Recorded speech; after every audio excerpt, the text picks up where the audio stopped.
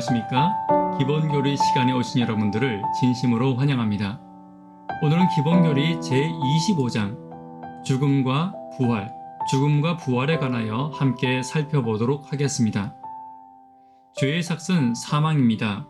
그러나 유일한 불멸의 존재이신 하나님께서는 당신의 구속받은 자들에게 영생을 주실 것입니다. 그날이 되기까지는 죽음은 모든 사람들에게 무의식 상태가 될 것입니다. 우리의 생명이신 그리스도께서 나타나실 때 부활한 의인들과 살아있는 의인들은 영광스럽게 변화되어 공중으로 끌어올려 주님을 만나게 될 것입니다. 둘째 부활, 즉 불의한 자들의 부활은 1000년 후에 있게 될 것입니다. 첫 번째, 불멸성과 죽음에 관하여 함께 살펴보도록 하겠습니다. 불멸성이란 것이 무엇입니까? 디모데전서 1장 17절입니다. 만세의 왕 곧 썩지 아니하고 보이지 아니하고 홀로 하나이신 하나님께 존귀와 영광이 세세토록 있을지어다. 아멘. 디모데전서 6장 16절입니다. 오직 그에게만 죽지 아니함이 있고. 불멸은 하나님의 속성입니다. 성경 어느 곳에도 사람이 혹은 그의 영혼이나 영이 천성적으로 불멸의 특성이나 상태를 지니고 있는 것으로 묘사하지 않습니다. 일반적으로 영혼과 영이라는 말이 성경에 1600회나 사용되고 있지만 불사 혹은 불멸이라는 낱말과 결코 관련되어 있지는 않는 것입니다. 그러므로 하나님과 달리 사람은 죽게 되어 있습니다. 야고보 4장 14절입니다. 내일 일을 너희가 알지 못하는도다. 너희 생명이 무엇이뇨? 너희는 잠깐 보이다가 없어지는 안개니라. 시편 78편 39절입니다. 저희는 육체뿐이라 가고 다시 오지 못하는 바라님을 기억하셨음이로다. 욥기 14장 2절입니다. 그 발상함이 꽃과 같아서 쇠하여지고 그림자같이 신속하여서 머물지 아니하거늘.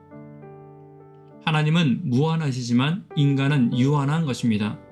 하나님은 불멸하시지만 인간은 죽을 수밖에 없는 것입니다. 하나님은 영원하시지만 인간의 삶은 무상할 수밖에 없는 것입니다. 그러나 이러한 인간에게 하나님은 조건적 불멸성을 허락해 주었습니다. 창세기 2장 7절입니다.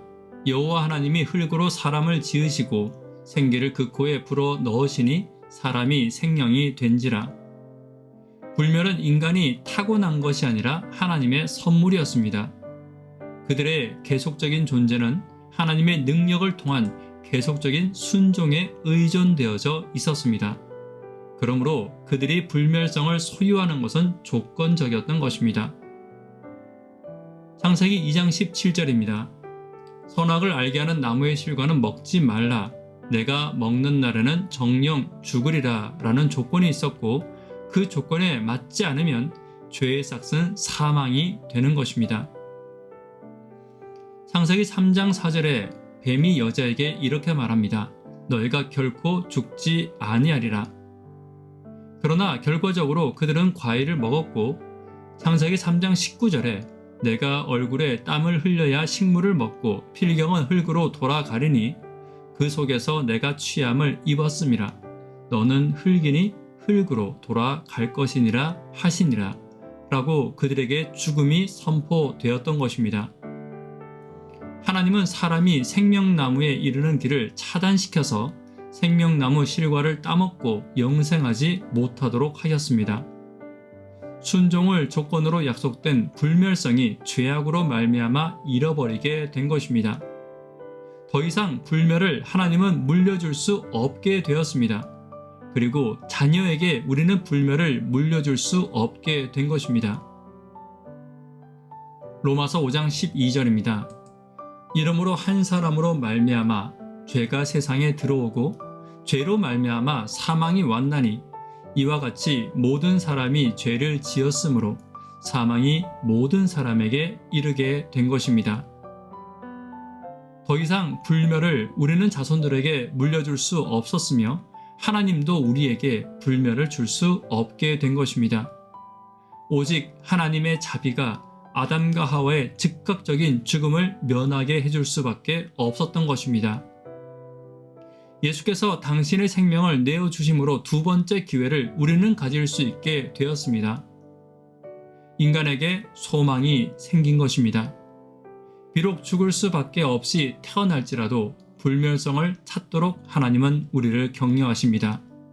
예수님은 이 불멸성의 근원이 되셨습니다. 로마서 6장 23절입니다.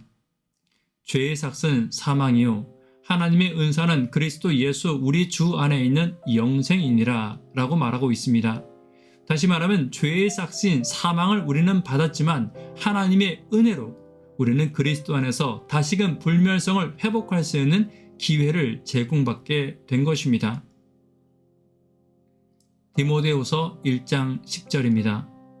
이제는 우리 구주 그리스도 예수의 나타나심으로 말미암아 나타났으니 저는 사망을 패하시고 복음으로써 생명과 썩지 아니할 것을 드러내신지라 라고 그리스도에 관하여 말씀하시고 계십니다.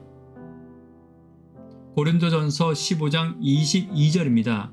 아담 안에서 모든 사람이 죽은 것 같이 그리스도 안에서 모든 사람이 삶을 얻을 것이라 라고 약속하고 계십니다.